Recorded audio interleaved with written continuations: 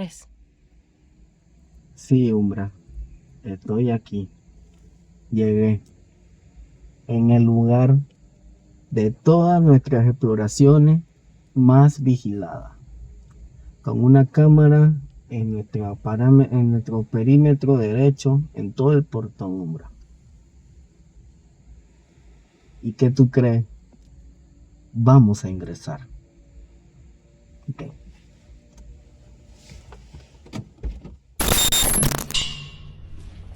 Hay un pasillo. Construido a inicios del siglo XX, el Battery Well en Fort Grant fue una pieza clave para defender el canal de Panamá de cualquier ataque por el Pacífico. Bajo estas estructuras de concreto se escondían túneles, salas de municiones y enormes cañones listos para disparar. Hoy, todo está en silencio, pero ese silencio no es normal. Crucé sus accesos sellados por el tiempo y recorrí cada uno de sus pasillos oscuros.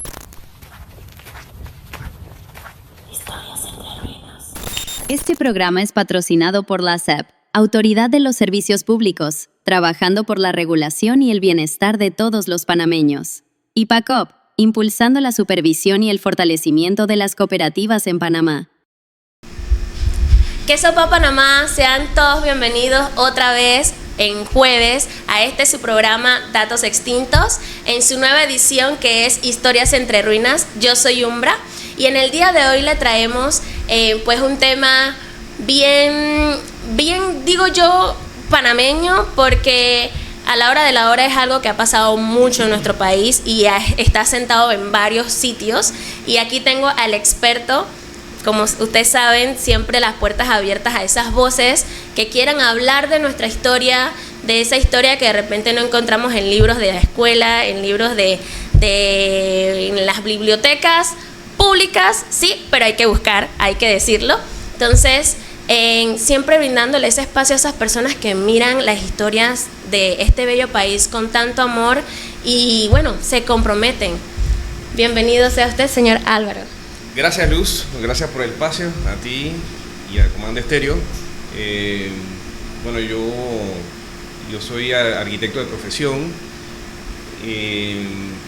socio de la firma Angeloni Asociados, y como hobby pues hago investigación sobre baterías de costa alrededor del canal de Panamá, edificaciones que fueron importantes en la Primera y la Segunda Guerra del siglo pasado. Y soy autor también del libro Baterías de Costas de Panamá. Este libro lo pueden encontrar en El Hombre de la Mancha, en Bees, Coffee and Books, en librería Panamá Vieja. El libro lo tiré el año pasado y con el fin de documentar todas estas edificaciones que cuando, por ejemplo, vamos a la calzada Amador y vemos en la cima de la calzada unas paredes de concreto y no sabemos qué es y la gente lo malinterpreta. Bueno, yo lo documento de forma correcta. Soy también miembro del Coast Defense Study Group de Estados Unidos para Panamá. Es un grupo de estudio de baterías de costas alrededor del mundo, donde Estados Unidos ha tenido pues conflictos, se han dejado baterías en algunos lugares. Y baterías, ¿qué es una batería de costa? Pues es sencillo, es una fortificación de concreto que tenía cañones que disparaban, defendían la costa de barcos enemigos. Y nosotros aquí en Panamá tuvimos ese tipo de edificaciones estratégicas en la Primera y en la Segunda Guerra Mundial que fueron operativas. Y en Colón, en Panamá, principalmente, ¿no?, en las entradas del Pacífico y el Caribe del Canal de Panamá. Era un activo muy importante. Sabemos mucho de cómo se construyó el canal, pero no sabemos poquitito de cómo se defendió. Es una historia fascinante y creo que debemos contarla para darle valor a lo que nos queda ya, esa evidencia en concreto que existe. Es fascinante, ¿no? Asimismo como fue el papel de las fortalezas españolas en Portobelo, en San Lorenzo, es lo mismo, pero esto es en otro siglo, ¿no? En el siglo XX. Así que, bueno, gracias por la invitación y aquí estoy para cualquier pregunta. Mis preguntas curiosas de siempre. Bueno, la primera viene siendo, a ver, la curiosidad, pienso yo, de muchas personas que han podido tener la oportunidad de tener su libro en la mano, lo recomiendo un 100%. ¿En qué momento usted sintió que las baterías de la costa de Panamá, más que nada, pues merecían o sea, su tiempo, ese hobby, como usted lo dice, porque ya cuando uno habla de hobby uno lo hace con amor, Exacto. más que por otra razón? Y yo veo que su libro es más usted para enseñar, mostrar más, para que las personas se enamoren de este tema y no siga como perdido en el tiempo. Bueno, mira, la inquietud nace en 1999. Yo estaba en mi último año en la universidad, en la Facultad de Arquitectura de la UMA, y por alguna razón lo comparaba, ¿no? Lo comparaba con las edificaciones españolas que defendían el istmo en otros siglos. Y lo vi, bueno, oye, pero si Estados Unidos durante la construcción y los conflictos más significativos del siglo pasado, que fue la Primera y la Segunda Guerra Mundial, defendieron Panamá y defendieron estos lugares muy estratégicos en la entrada y la salida del canal, y eso es cuando tú pasas por algunos de estos lugares y ves esas moles de concreto y nadie sabe qué es. Exacto. Entonces todo un misterio y malas interpretaciones. Bueno, ahí nace todo, 1999. Pero en 1999 habían dos cosas. Uno, bueno, estaba yo en quinto año de la universidad, ¿no? Dos, todavía estos lugares, algunos de estos lugares que Estados Unidos ocupaba, digamos así, ¿no? En Fuerte Sherman, en lo que es hoy Panamá Pacífico, Fuerte Howard, en Quarry, estos lugares todavía Estados Unidos, entonces tú no podías ir a documentar, a tomar fotos, bueno. Aunque estos son edificaciones viejas, ojo, viejas que dejaron de ser operativas en 1948, y se desclasifica sus planos y todo lo que es a medida de los años 50, o sea que uno puede hablar de estas cosas porque ya han pasado más de 60 años. Lleva mucho tiempo. Entonces nos queda a nosotros pues documentarlo, hacerlo parte de la historia de Panamá, enseñarle a las otras generaciones qué pasó ahí, lo que no yo, y más de mi perspectiva de arquitectura, ¿no? A mí me gusta, la disciplina de nosotros es crear espacios. Correcto. Entonces crear espacios para diferentes usos, comercial, educativo, residencial, pero estos son espacios creados para defenderse. Para la defensa. Para la defensa, para defenderte en una costa contra un enemigo hostil, y un enemigo súper hostil, como por ejemplo en la Primera Guerra Mundial, de que hubieron armamentos nuevos de esa época, ¿no? Que eran los submarinos,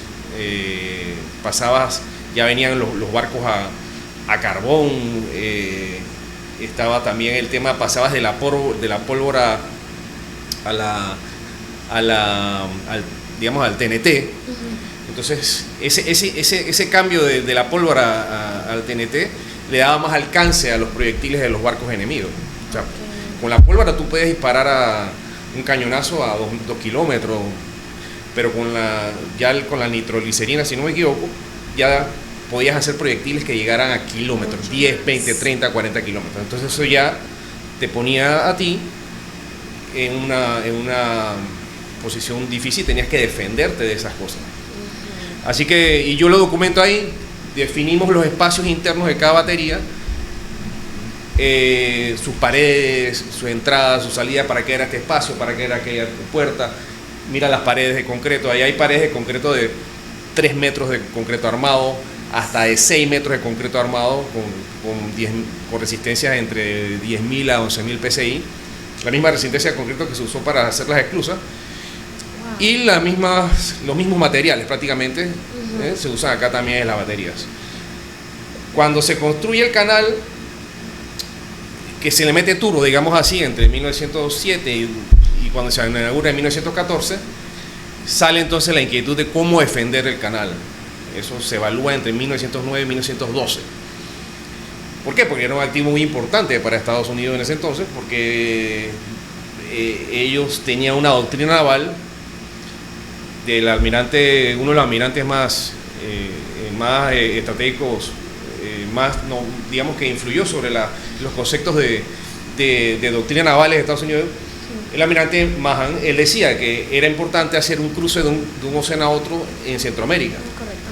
Y bueno, ya sabemos la historia, quedó Panamá, y para ello era muy importante que esa vía quedara siempre segura para poder ellos conectar sus costas de la costa este y oeste de Estados Unidos. Así que, como era un activo importante, habían armas nuevas en ese entonces, estaba víspera de la Primera Guerra Mundial y era necesario entonces fortificar. Entonces, entre 1909 y 1912, los resultados de esos estudios dictan que hay que hacer fortificaciones en el lado Pacífico, ¿dónde? En lo que es actualmente las islas de la Calzada Amador. Isla Flamenco, Isla Perico, Isla Culebra, donde está el acuario de Smithsonian, Isla Naos. Eso en las islas. Ellos le llamaron a eso las islas fortificadas. En el lado oeste del canal, en el Pacífico, lo que es hoy Panamá Pacífico, en aquel entonces se llamaba Fuerte Covey, ahí también existieron, todavía hay evidencia ahí de batería Murray, batería Hand, ahí están los cañones más grandes del lado oeste y del lado acá Pacífico. Y entonces en el Caribe se hizo Fuerte Sherman, Fuerte Randolph, Fuerte de Lesseps, y en cada fuerte de esos habían cañones también que defendían diferentes ángulos, ¿no? ¿Cuántas más o menos baterías ya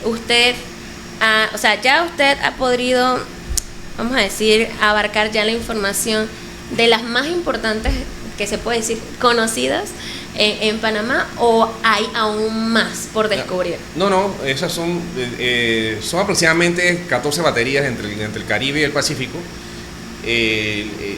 Las más importantes eran los que eran los centros de mando.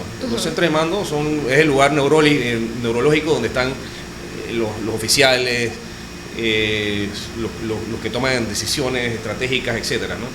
Entonces, cada batería tenía un centro de mando.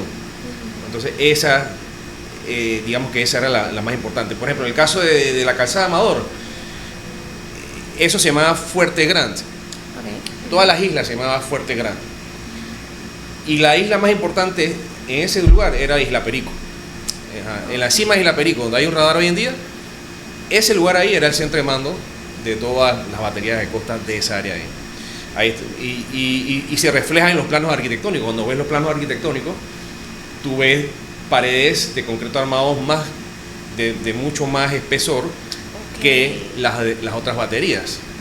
Entonces, cuando ves el espacio de que era el plotting room, ¿te acuerdas que fuimos Correcto. El plotting room dentro de una batería de costa? Es donde se hacían los análisis de tiro, donde se tomaban las decisiones, se analizaban mapas, se veía, ellos recopilaban los datos que se tomaban en Taboga. En Taboga habían puntas avanzadas de esas baterías. Puntas avanzadas eran simplemente puntos de observación. Okay. Los que han ido a Taboga conocen que en la cima hay unos bunkers, pero nadie sabe qué es. Ajá. Bueno, eso eran puntos de observación, y también base and station, que eran eso, pues era para vigilar y ver dónde estaba el enemigo.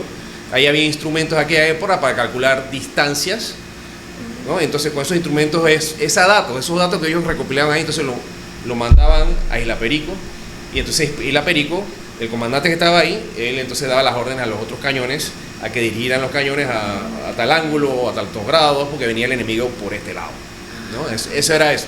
¿Panamá nunca llegó a tener un confrontamiento en sí? ¿O usted llegó a tener algún datito que algún acercamiento, aunque sea, hubo? No. Gracias a Dios no hubo, pero sí hubieron encontrones navales. Uno de los más icónicos fue en Chile, ¿cómo se llama? En la bahía de Coronel en Chile.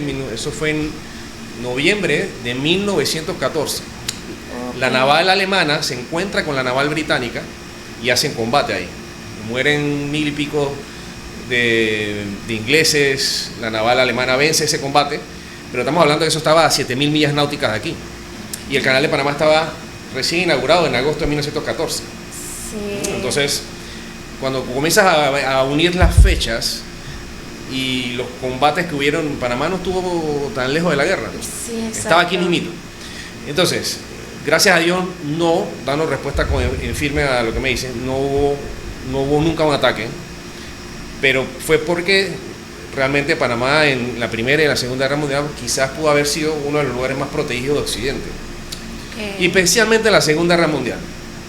En la Segunda Guerra Mundial aquí habían 19.000 soldados en la zona del canal, y sube a casi 60.000 a 65.000 soldados para proteger todo el istmo, ¿no? Cuadruplicaron prácticamente. Exactamente, pero la razón era porque el eje que era Alemania, Japón, Italia,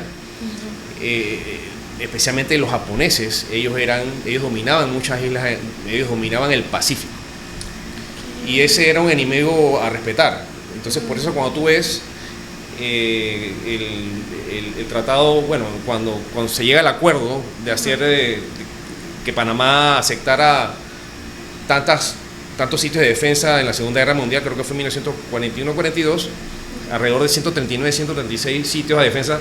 La mayoría de esos sitios de defensa eran pistas aéreas que estaban distribuidas en toda la costa, prácticamente toda la costa del Pacífico. Okay. ¿Cuáles? Pistas aéreas, por ejemplo, la pista aérea de Chiriquí, en Aguadulce había una pista aérea, todavía están los trazos ahí de la pista.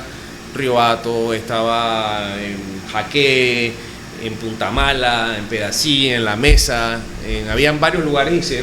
¿Pero por qué? Porque simplemente del lado pacífico estaban los japoneses, y ellos manejaban una flota naval muy grande, muy importante. Ellos son una isla, y normalmente para tú ser imperio necesitas de una flota naval grande. Lo hicieron los ingleses, lo hicieron los españoles, y los japoneses lo estaban intentando.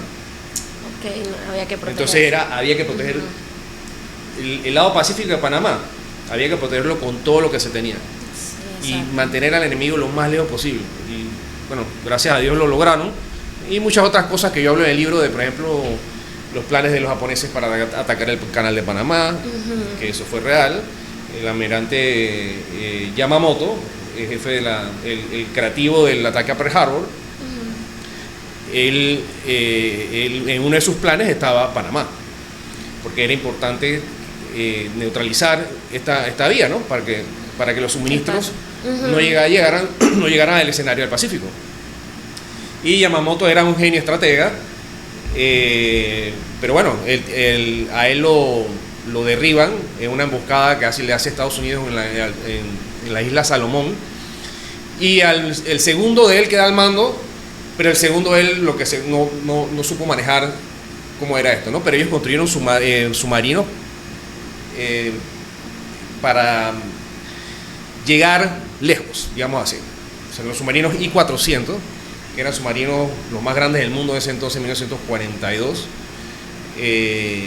y sí tenían capacidad de llegar lo más cerca de las costas de Panamá. Y lo que se decía, que en el ataque que ellos querían hacer era venirse en submarino hasta las costas entre Ecuador y Colombia, de ahí soltar unos aviones que despegaban de los submarinos y atacar entonces el canal. Pero bueno, o sea, el punto aquí era de que ellos tenían esa idea, ese plan, y te das cuenta de la importancia del cruce de un mar a otro en un conflicto de ese nivel. Exacto. Y lo necesario que fue proteger todo el istmo y evitar que entráramos en un combate de frente. Hubiera sido fatal. Las baterías de costas, las edificaciones que tenemos aquí en Panamá, en las costas, tienen diseños típicos. Son planos muy típicos. Cuando me refiero a típicos, son de que tienen esta misma pared, esa misma ventana y esa misma puerta, y esto se repite. Esto mismo lo construimos en la Alameda, lo construimos en la universidad, lo construimos en la Avenida Balboa. Eso se llama un plano típico, con las mismas medidas. Entonces, muchos de estos mismos bunkers que hicieron aquí, lo hicieron en el escenario del Pacífico. Okay. En las islas donde Estados Unidos estuvo en combate, por ejemplo en Filipinas, y allá sí las baterías entraron en acción, allá sí se enfrentaron a las japonesas, allá sí tú ves esas baterías huequeadas hoy en día, porque son un atractivo turístico, impactadas de proyectiles, de metralla, de montones de cosas, porque esas sí entraron en combate. Las de nosotros no, las de nosotros están intactas. Ajá. Lo único que la estamos dejando destruir por la naturaleza, el medio. Entonces aquí donde yo entro en mi libro a documentar un poquito Así es. de que, hey, esto es historia, esto debemos recatarlo, esto es parte de nosotros y tenemos que saber, ¿cómo se llama? Explicar, valorar nuestro mismo. Valorar tenemos lo una historia que- naval exacto. fascinante y debemos aprovecharla porque es historia de nosotros. Exacto, y mire que un detallito que yo sí noto a veces cuando uno habla del tema militar, Ujú. que no son todos porque creo que ya ese tabú ha menguado mucho, pero todavía ya está, que es el tema de que no, esos fueron los estadounidenses. Ujú. Pero va a lo que usted estaba comentando ahorita, fue en base a proteger Panamá.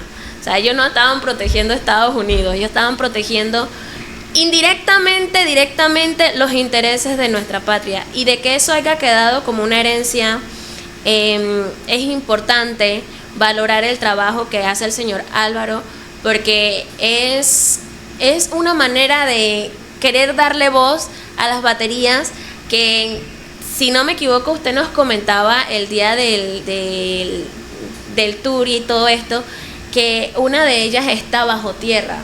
Entonces ahí ya vemos como el desinterés por la historia de estos lugares. Sí, ¿cómo te explico? Dentro de Fuerte Grande, en Amador, en las islas fortificadas, estaba en tierra firme, estaba Fuerte Amador. Estamos hablando entre 1912 y finales de la Segunda Guerra Mundial. Entonces, en Amador, en tierra firme, cerca de lo que es el biomuseo, ahí está una batería de costa pequeña que está bajo tierra. No sé por qué eso no lo hicieron los panameños, lo hicieron los mismos norteamericanos. Creo que no tengo la data exacta, pero creo que fue ya después de la Segunda Guerra Mundial.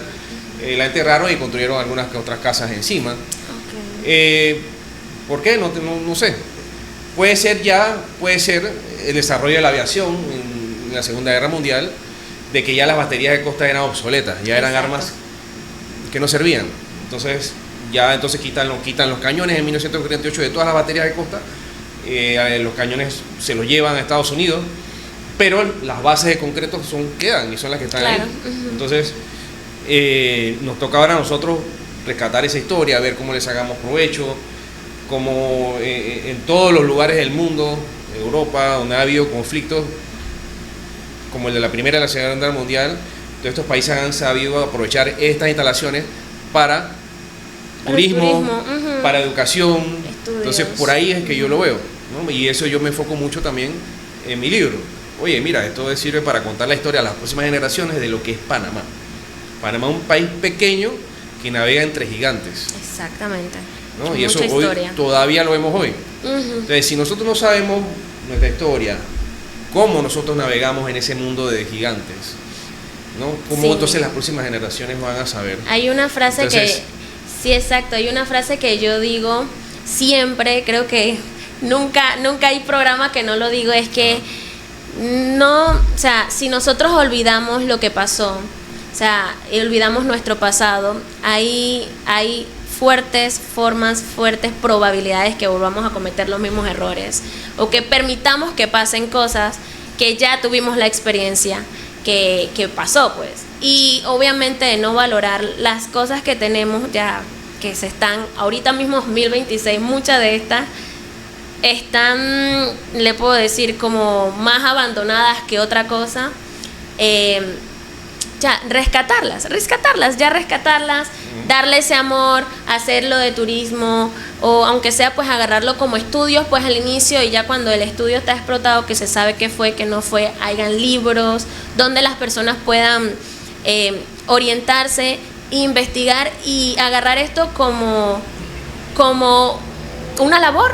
O sea, siempre tengo yo la mentalidad de querer pues unir fuerzas y querer hacer como en un futuro no muy lejano una convención pues para ilustrar a nuestros niños.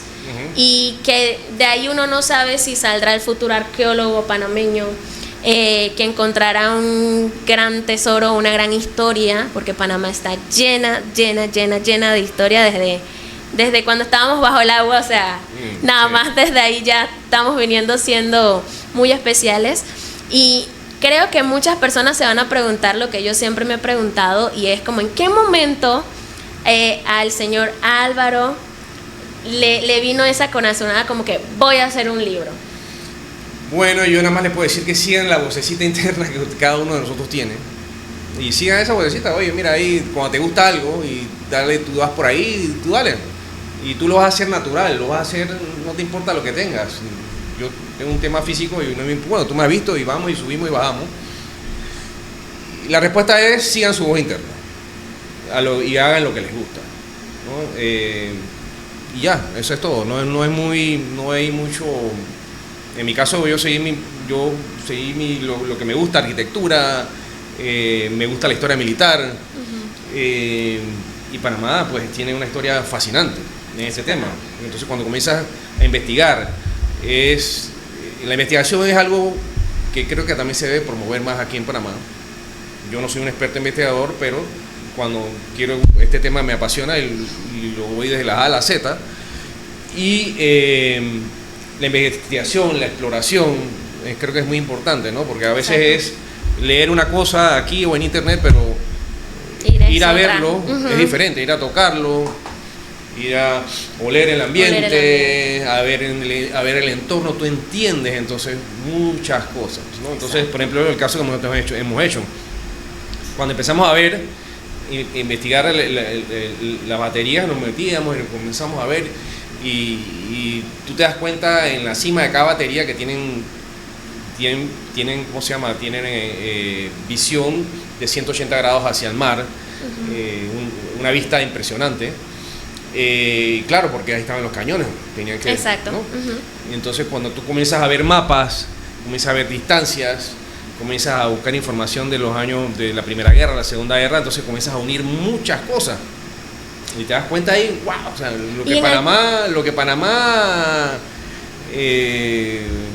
lo cerca que estuvimos de la guerra. Los japoneses y los alemanes acechaban en el Caribe, los japoneses en el Pacífico, había espías japoneses en la ciudad de Panamá, espías alemanes, toda una historia muy interesante, no estuvimos lejos. Si en algún momento ha encontrado un dato, una historia, ya que usted me está diciendo esto, bien así, wow, como fuerte, como que la haya estremecido a usted como panameño, como persona.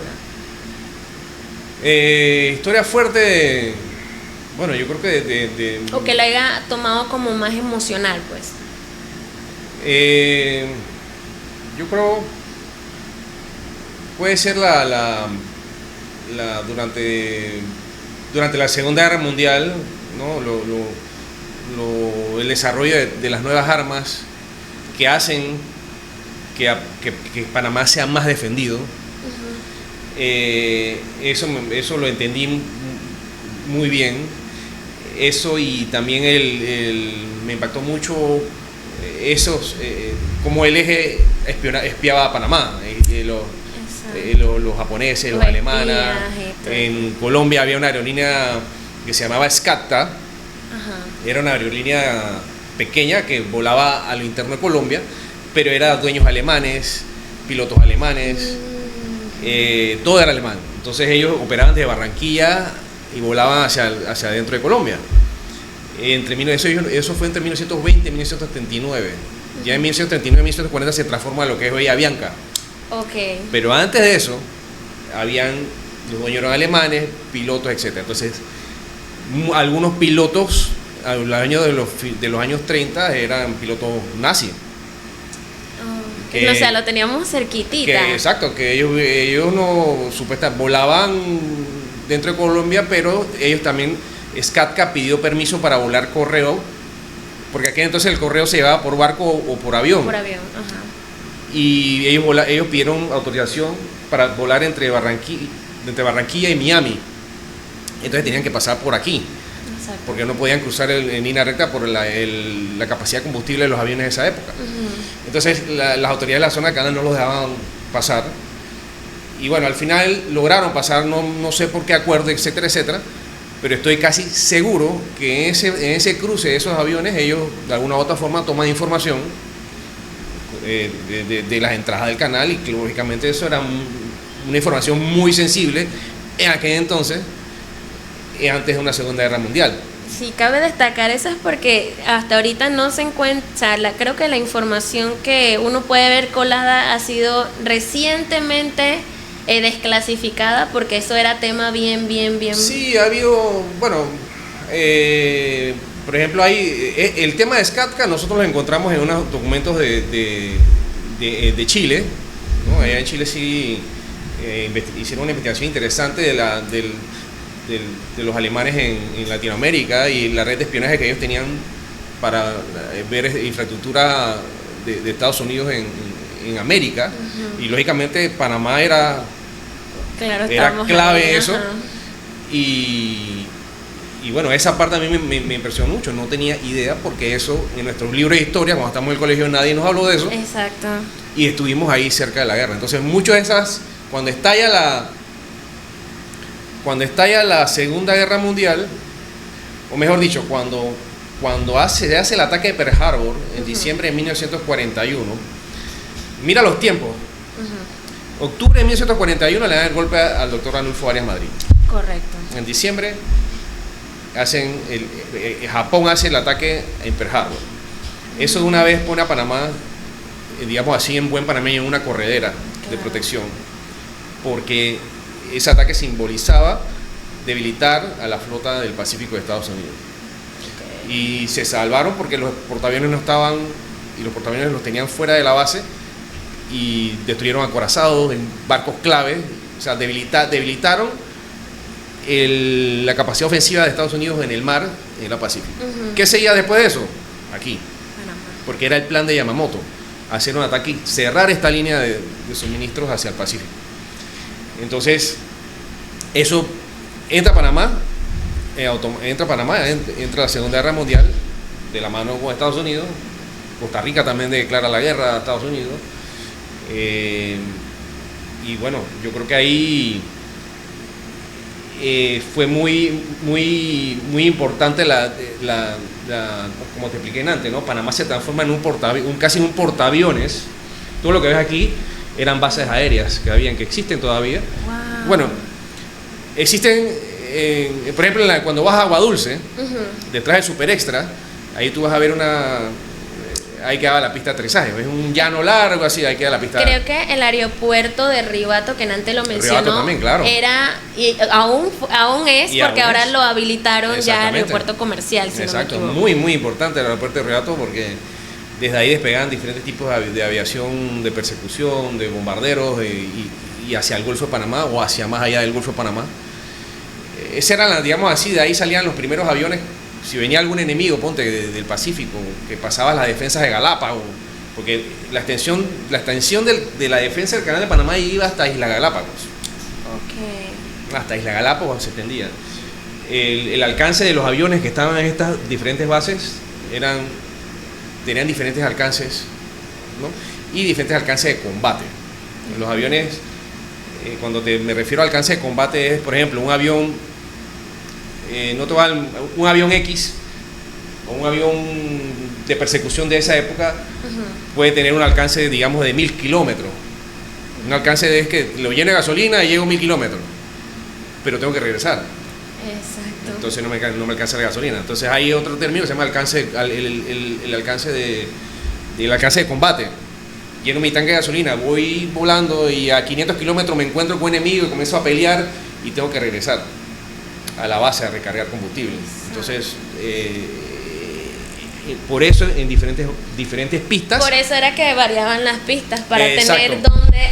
Diferentes modelos de Siempre aviones. me pasa lo mismo. Sí, siempre tener dónde parar, recargar. Exacto. Y entonces poder seguir pues con Exacto. su misión y lo. Exacto. Sin eso yo creo que le hubiera sido más fácil a Japón poder avanzar y hacer algo contra el canal de Panamá en la Segunda Guerra Mundial. Eso es lo que yo creo, mi opinión muy personal, quizás mucha gente debate conmigo, pero si no hubiera habido esto, quizás le hubiéramos puesto más fácil De repente hubieran pensado que bueno, va a ser más fácil y ya lo hubieran intentado de una manera no tan premeditada. Exactamente. O sea, lo pensaron y al pensarlo, pues demoraron un poquito. Sí, y sí. hay que agradecer pues ese Sí, tema. Los japoneses eran un enemigo en ese entonces en la Segunda Guerra Mundial de respetar. Sí. Igual los alemanes, igual los italianos, o sea, manejaban tecnología del momento, como te digo, para ser imperio necesitas de poderío naval. Entonces, el poderío naval se desarrolla mejor en geografías tipo archipiélagos. Okay. Por eso Inglaterra también fue un imperio naval, una isla llena de entradas y salidas por todos lados. Tú podías poner barcos en diferentes lugares y salir, entrar, entonces tu enemigo no sabía por dónde. Igual los japoneses tenían clara ese detalle. Una isla llena, un archipiélago llena de islas por todos lados, entradas, salidas, podías poner bases navales en diferentes lugares y ellos estaban avanzando pues hacia el Pacífico. O sea, era un enemigo muy respetado, por eso que pasó lo que pasó y es una historia que está aquí y hay evidencia. Lo que a mí me apasiona es que como arquitecto veo todavía concreto de 1912, de 1916, que está ahí, no sabemos. ¿Qué es eso? Ah, bueno, aquí está.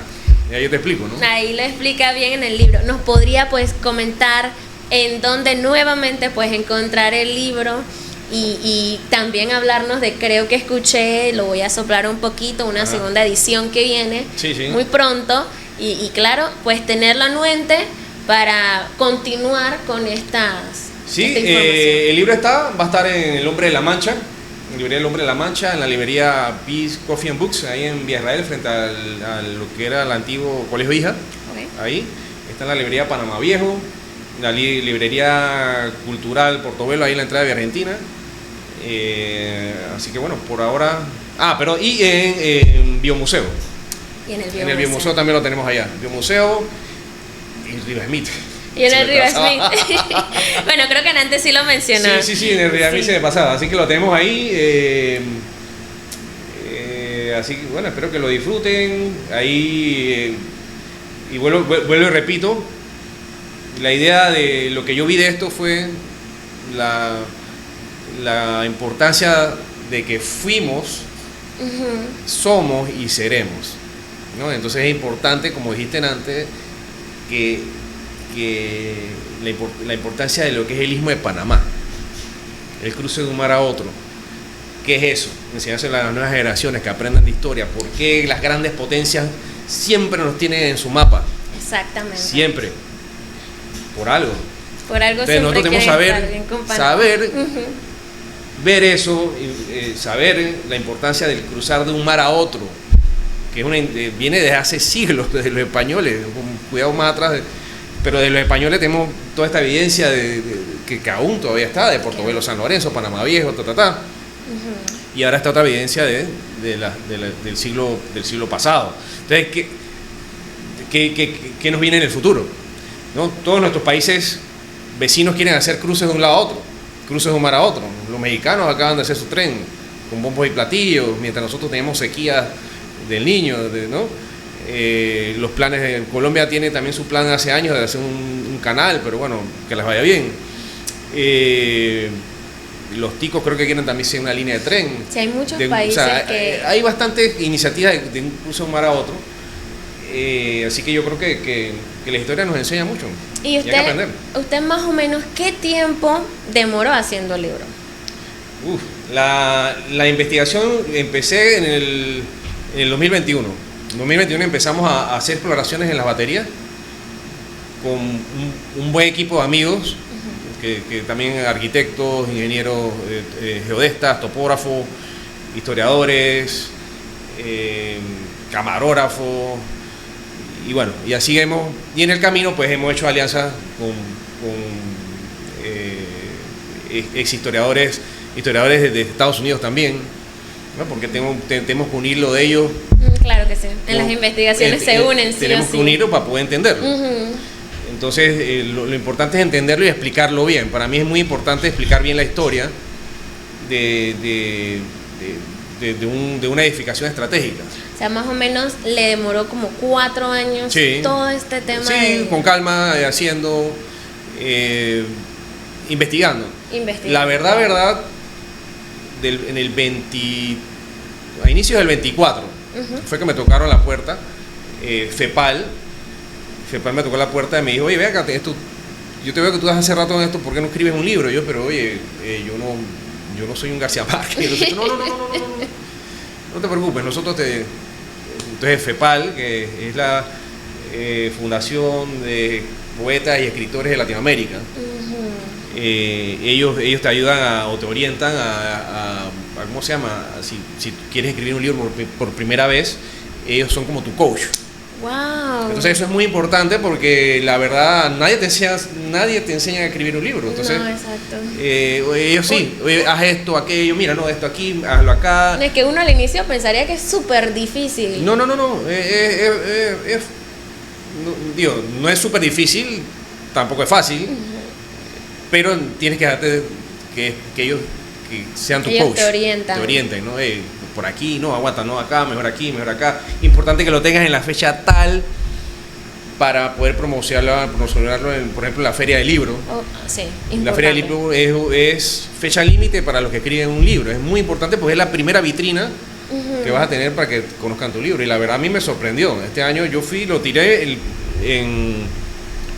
mi libro lo tiré en la Feria del Libro del 2025 y casi no llega porque la imprenta, o sea, terminamos de las revisiones a semanas antes y en corredera y tal y cual, no sé qué, y bueno, logramos, y la imprenta entonces me llevó los libros, excelente, muy buena. La imprenta me lo llevó como el segundo o tercer día de haber iniciado la feria, pero logré, ¿cómo se llama? Lo importante es que lo llevó a promocionar, exactamente, así, y que está ahorita mismo en venta. Ajá, sí, que está en venta y está en lugares, en librerías icónicas del país que les ha gustado el tema y que me han llamado para, oye, dime más libros.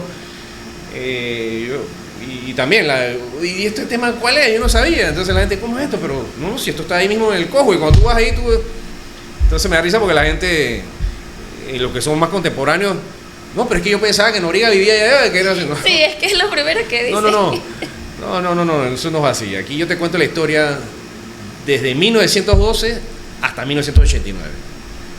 Cómo funcionaron esos lugares, quién los usó, cómo se usó, para qué lo usaron, cuál fue su papel estratégico en la entrada del canal y principalmente en la Primera y en la Segunda Guerra Mundial, algo de la Guerra Fría, y también en uno de mis capítulos hablo también el uso que le dio la Guardia Nacional y la Fuerza de Defensa entre 1979 y 1989, porque estos sitios, por ejemplo la de la calzada de Amador, pasan a Panamá después del tratado en el 79. Exacto. Y todavía era Guardia Nacional, ¿no? Entonces la Guardia Nacional lo toma, después en 1982 que se transforma en Fuerza de Defensa, lo siguen usando hasta el 89, ¿no? Ahí lo usaron como base de entrenamiento, la USA, los hombres ranas, etcétera, ¿no? Pero sin ningún, ¿cómo se llama? ¿No? Sin ningún valor, no se mejoró nada, simplemente se usó como... Solo se usó como una estructura, como una base como una base y listo. Exactamente. Y a ver, para las personas que nos estén viendo y que quieran como explorar, como investigar algún tema que les gusta, ¿qué consejo como explorador, porque usted fue a las baterías y va todavía, porque recientemente hace un par de semanas estuvimos en un tour hecho por Ruta Búnker, que usted hace parte de Ruta Búnker, claro que sí. Entonces, ¿qué consejo usted le daría a estas personas que quieren pues explorar, investigar sobre algo que le guste de la historia panameña o algo que le guste para instruir más que nada? Bueno, que salgan a explorar, salgan a investigar con responsabilidad. Hay muchos temas de Panamá que necesitan todavía, tú sabes, documentarse para poder estar claro y no se destruyan las cosas.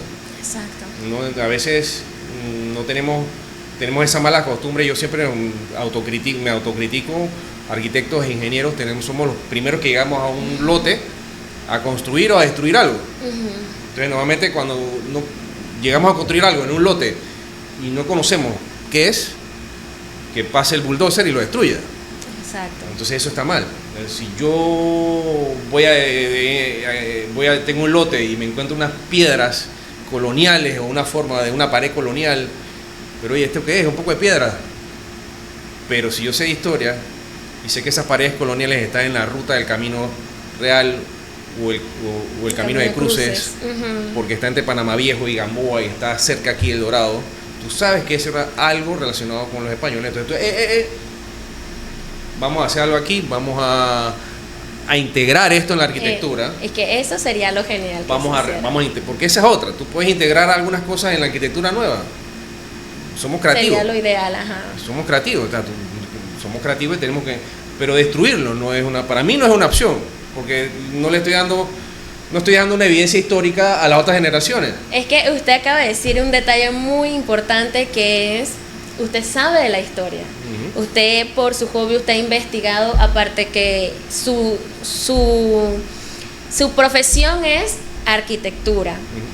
Su hobby es historia. Exacto. Así que eso se agarra de la mano en el proyecto que usted vaya. Exactamente. Usted va a tomar en consideración, y eso es lo importante que lo sepa. Así mismo. De que donde vaya usted, si hay un muro, si hay una piedra, usted primero va a investigar si eso es de la historia mismo. Y entonces... Es muy importante, yo doy charlas en la universidad, he dado charlas en la Universidad de la USMA, en la Nacional, en la Latina, a estudiantes, y siempre les digo eso, cuando van a diseñar algo, enfóquense sí en el diseño que le están pidiendo, pero agarre su mapa, un plano y vea su entorno alrededor. Y mírelo a 1 kilómetro para allá, a otro kilómetro para acá. Si tiene un dron, suba un dron, mire. Mira que aquí hay una calle, aquí hay una montaña, aquí hay un río. Y espérate, por aquí era la ruta del camino de cruces. Y hay unas piedras por ahí abajo que parecen coloniales. Entonces comienzas a investigar un poquito y sabes que es este lote que está aquí, algo pasó. Exacto. Y ahí es donde usted tiene como arquitecto convencer a su cliente de que no destruya eso, sino que lo integra a su arquitectura. Que le va a dar más valor a la arquitectura, claro. Ahí el cliente, oye, tienes razón. Dale, entonces tú haces tu diseño, integras eso, una vitrina, un macetero, lo que sea, lo que te toque. Pero la integración de la arquitectura nueva con algo, eso ahí es donde tienes que ser para poder rescatar las cosas. No, y eso a la hora de la hora, en vez de quitar o de restar, le suma valor. Claro. Y le suma importancia, porque ya no solamente vamos a decir que está haciendo una universidad y en la fachada quedó un muro de piedra, un ejemplo de la era colonial. Ya las personas no solamente van a ir a la universidad a estudiar, sino que ahí en ese pedacito se va a parar gente a tomarse la foto, porque ahí este es el muro colonial del año tal. No, este muro colonial, wow, esto tiene 3 siglos aquí. Hombre, respétalo, ¿no? Exacto. Igual, sí, y antes tú mencionaste algo, de que cuando son cosas militares le damos la espalda, pero la historia del mundo se ha hecho a través de lo militar, lastimosamente, bien o mal. Entonces nosotros tenemos una historia muy relacionada con eso, y no podemos darle la espalda y bueno, nada, para allá no pasó nada. Sí pasaron cosas, pasaron muchas cosas, y hay que contarlas, porque es que si no la contamos no sabemos, aprendemos hacia dónde vamos a seguir teniendo arquitectos e ingenieros que van a estar tumbando cosas, evidencias históricas, y tu hijo y mi hija no van a saber cuando crezcan, oye, no, aquí quedaba una estación colonial española, aquí en el Chorrillo donde quedaba un cuartel militar de los panameños. Sí, pero ¿dónde está? Acá en Avenida Balboa estuvo una embajada de Estados Unidos y ahora hay un edificio. Pero ¿cómo es eso? Y así, puentes coloniales en la avenida Frangipani, hay que cruzar el río Corundú, lo tiraron abajo. También lo tiraron abajo. Entonces, claro, lo tiras abajo porque no sabes. Cuando no sabes, tú, dale. O sea, uno pensaría que no, solamente es un puente viejo. Ahí es donde entra mucho la investigación. Así mismo. Entonces, lo mismo va a pasar con esto, con todas estas baterías de costas, con todos estos búnkers viejos que tú ves tirados por la zona del canal, la antigua zona del canal, que tú ves un pedazo de concreto ahí, pero, oye, ¿qué es eso? Que ya pasó, ojo. Exacto, sí, es que eso es lo que le iba a decir. En las baterías de Naos tengo conocimiento, encontré unos archivos hace mucho rato de Naos, en Perico y en Flamenco iban a hacer, o sea, ya en Flamenco hicieron el hotel, cool, pero en las otras dos islas iban a hacer villas. Entonces, mi pregunta es, en ninguno de los documentos aparecía que estaban tomando en consideración la batería, o sea que eso lo iban a tapar y construir las villas encima. ¿Usted sabrá algo sobre eso? No, mira, de ahí sí no sabría decirte cómo funcionó eso. Eso habría también que verificar la concesión, ¿no? Pero no tengo idea de cómo fue ese tema. Lo que sí me acuerdo que pasó fue más allá de Merca, Panamá, en la vía esta de Centenario. Ajá. Hace como, bueno, creo que hace menos de 10 años creo que fue eso. Que comenzaron a limpiar un lote ahí para hacer un bond, que eres un bond para guardar carros. Ajá. Y cuando comenzaron a limpiar botes se encontraron con un búnker. Y eso salió hasta en una publicación de la prensa. Y el búnker, bueno, cuando se encontraron nadie sabía qué es esto y lo echaron abajo. Y les habrá costado bastante platita de tirarlo abajo porque el concreto con lo que está hecho eso es para aguantar cañonazos y proyectiles de 300, 400 milímetros que les habrá costado mucho dinero. Entonces, ¿qué pasa? Demoler estas cosas cuesta mucho. Entonces yo prefiero integrarlos a que hagan algo con una arquitectura nueva a demolerlo, ¿no? Pero ese caso de la avenida Centenario fue, pues, ¿qué te puedo decir? Ahí se puede decir que entra un poquito la ignorancia. Exactamente, así es. Sí, el tema es ese, que uno tiene que saber, pues, investigar. Si uno no sabe, investigar. Si uno sabe, pues, investigar un poquito más. Al señor Álvaro lo pueden encontrar también en Instagram. Sí. Allí lo pueden localizar, su cuenta de Instagram. Sí, la de nosotros es Ruta Bunkers Pan Canal. Rutas Bunkers Pan Canal.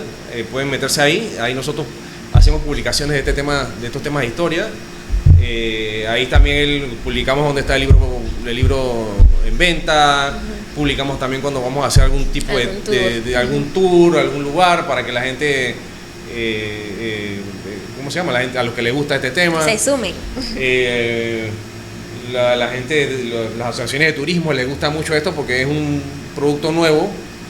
Ellos es un producto nuevo que tiene un potencial interesante para los turistas. Claro que sí. Ellos me dicen, y yo me he llevado a varios de estas asociaciones a que conozcan las baterías, a que miren, entonces se quedan impresionados porque, oye, yo no sabía que esto existía. Y es una historia riquísima a contar. Entonces ellos me dicen, Álvaro, por ahí otros me dicen, oye, mira, yo a veces en los cruceros me llegan señores ya jubilados de otros países, de otros ejércitos, etcétera, que les gusta la historia naval. Y cuando llegan aquí, pues, ¿dónde los llevo? Al canal, sí, está bien, pero, bueno, pasa al frente de Howard, de Clayton. Aquí esto fue, pero tenemos algo mucho más... y a la mano, porque está a la mano. Y sí. está aquí mismo. Entonces, ellos les gusta mucho a las asociaciones de turismo. Y yo creo que también el Ministerio de Turismo debiera también ver un poco más esto. Estoy a la orden para cualquier cosa, porque es un producto nuevo que puede traer gente de afuera, puede traer universidades navales de otros países a estudiar a seguir profundizando un poco más cómo fue esto acá. Está la evidencia de las fortalezas de concreto todavía, tiradas, perdiéndose en el monte. Y también el acero que tenían estas baterías, puertas de acero, ventanas de acero, los rieles donde colgaban, donde llevaban los proyectiles, todo eso se lo han robado. ¿No? Tristemente se lo han robado. En las baterías que yo he ido, nada más hay una que está porque la cuidan bien, el concesionario, y esa sí tiene todavía las cosas originales. Pero las otras que he entrado, pues ves evidencia de gente que llevó soplete para sacar una puerta de acero, una baranda, un riel. Entonces eso está mal. Claro que porque sí. Estamos desvalorando un edificio que no hay en ningún otro lugar. De esos edificios estratégicos, nada más, para que tengan una idea. edificios estratégicos llamados batería de costa, nada más fueron construidos aquí en Panamá, en San Francisco, en Alaska y en algunas islas en el Pacífico.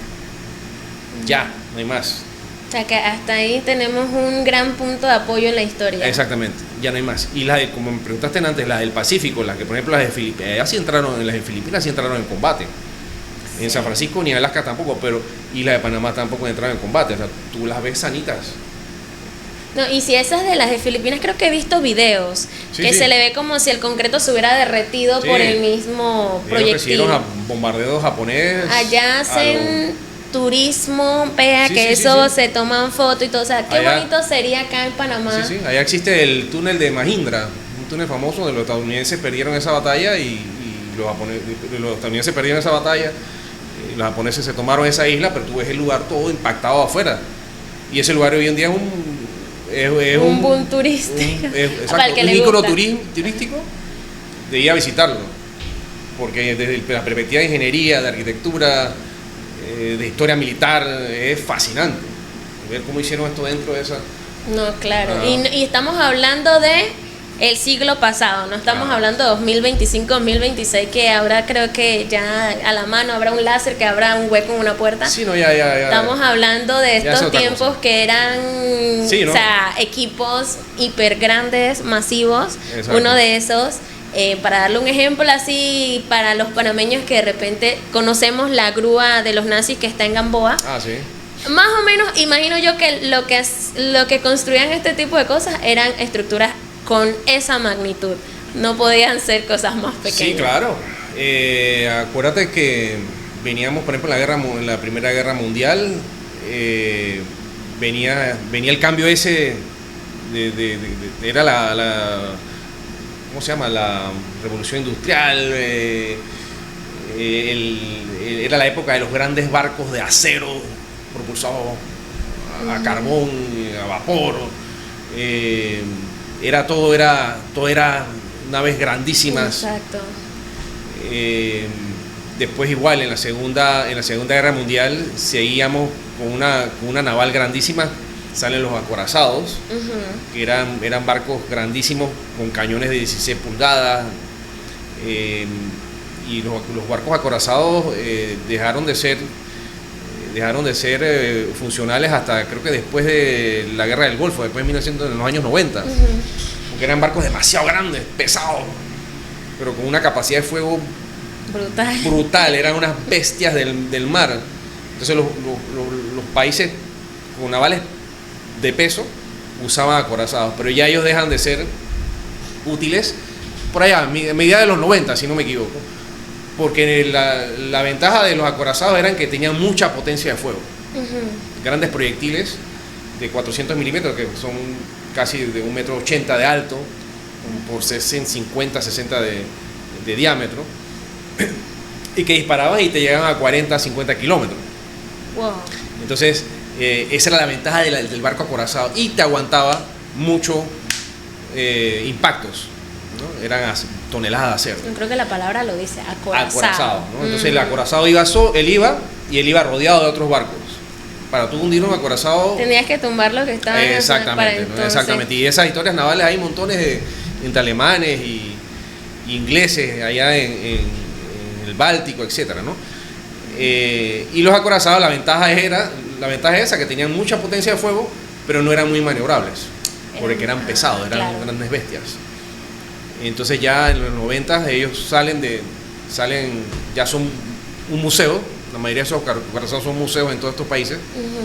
Y ya vienen nuevas naves que son más pequeñas, más maniobrables, con la misma capacidad de fuego, pero ya en misiles. Están un poquito más rápidas. Más rápidas en misiles, y etcétera, que es lo que tienen ahora por todo el mundo. Todos los países que son potencias navales, militares y navales. Yo siempre, como ves, destaco la palabra naval.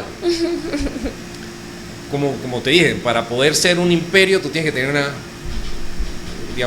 tener una fuerza naval grande. Una fuerza naval grande para dominar los mares. Bueno, Panamá estaba bien protegida en ese entonces para no digo como combatir más, sino como para defenderse. de estas fuerzas si en dado caso fuera, pero podría haber llegado, o sea, si llegaba, nos defendíamos algo y perdíamos, o usted cree que de repente sí teníamos alguna posibilidad? ¿Pero en qué época? ¿En qué época? Vamos a decir la Segunda Guerra Mundial. En la Segunda Guerra, no, en la Segunda Guerra Mundial, como te comenté, eran los japoneses y los alemanes, ¿no? Ajá, correcto. Ellos tenían planes de venir hacia acá a destruir parte del canal. Y porque tenían que sacar dentro de su ecuación, dentro de su estrategia, era importante que Estados Unidos no llegara, los suministros no llegaran los suministros de Estados Unidos no llegaran al escenario del Pacífico. Tenías que cortar aquí, cortas aquí. Entonces, por eso era importante que todo el istmo estuviera bien protegido. Porque si ellos llegaban de cualquier forma, de cualquier tipo de plan, porque el que se conoce es el de Yamamoto con los submarinos I-400.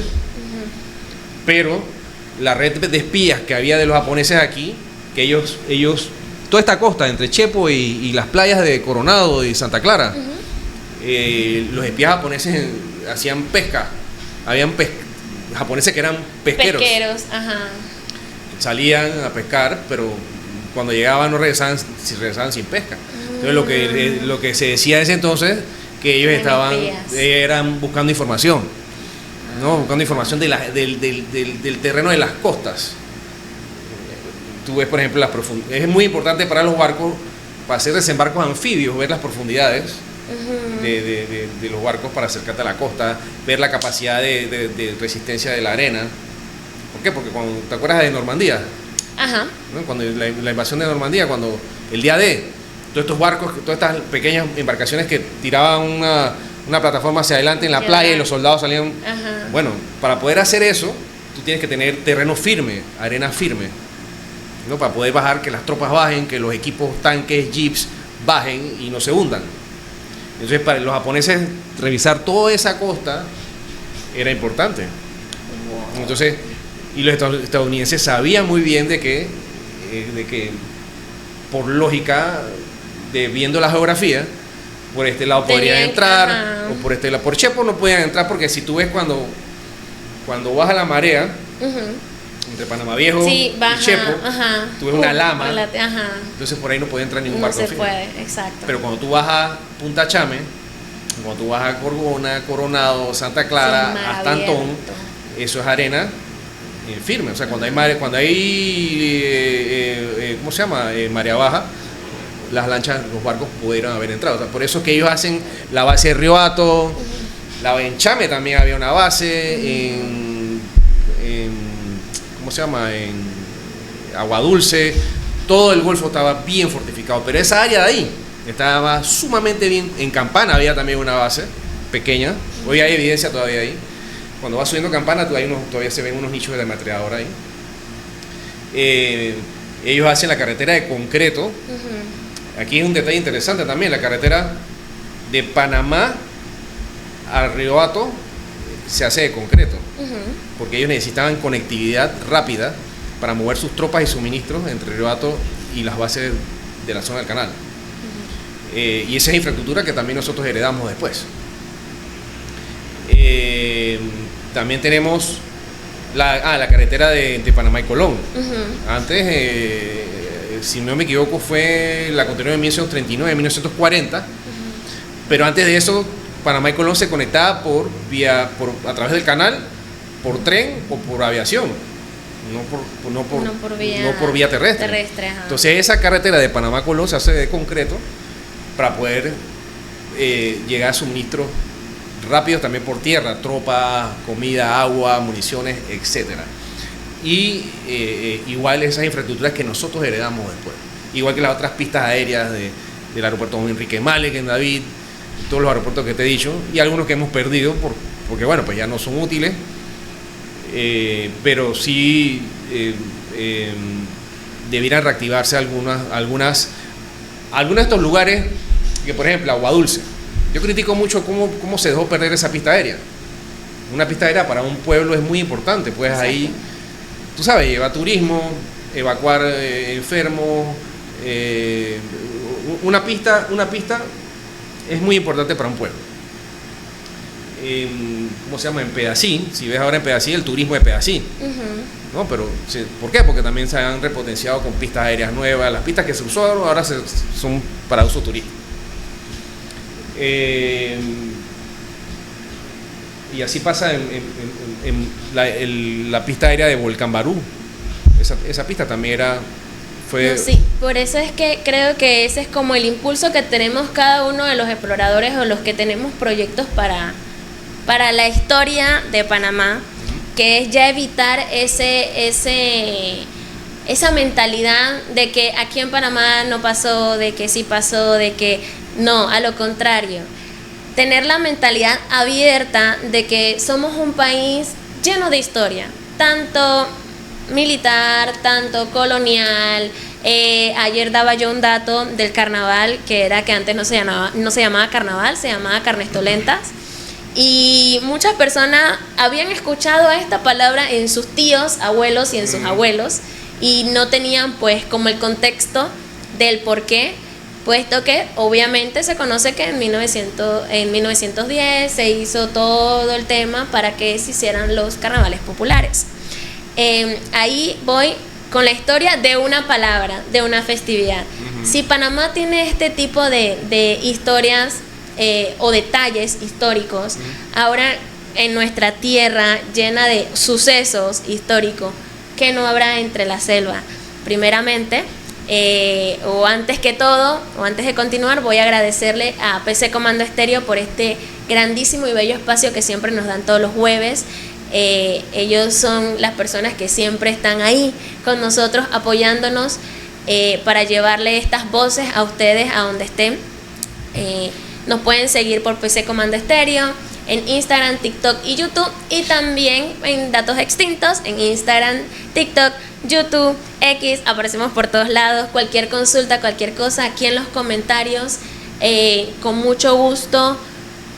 También en las redes sociales, también comentamos siempre, respondemos siempre, y bueno, tratamos pues de aportar este amor que sentimos por la historia, pues para tratar de contagiar a nuestros compatriotas y a la vez pues al mundo entero que amen esta tierra por la bella y rica historia que tiene. Le voy a dar muchas gracias a usted por tenerlo aquí, de verdad, por haber sacado su tiempo, su espacio, por estos grandes detalles que nos ha dado. Creo que vamos a quedar pendiente para decir, le invito otra vez. Dele, ¿cómo no? Sí, hablar un poquito más sobre el tema, porque hoy el tema principal fue el libro, y también de repente para la segunda edición también lo traemos para que también promocionemos el libro. Dele, gracias. ¿Cómo no? Y bueno, sigamos hablando sobre este tema que yo creo que nos podríamos quedar toda la tarde porque es súper llena de datos históricos. No, es fascinante y bueno, yo así en conclusión rapidito, yo creo que escriban. Yo los incentivo a que escriban los que les guste. Claro. Los que les guste, escríbanlo, documentenlo.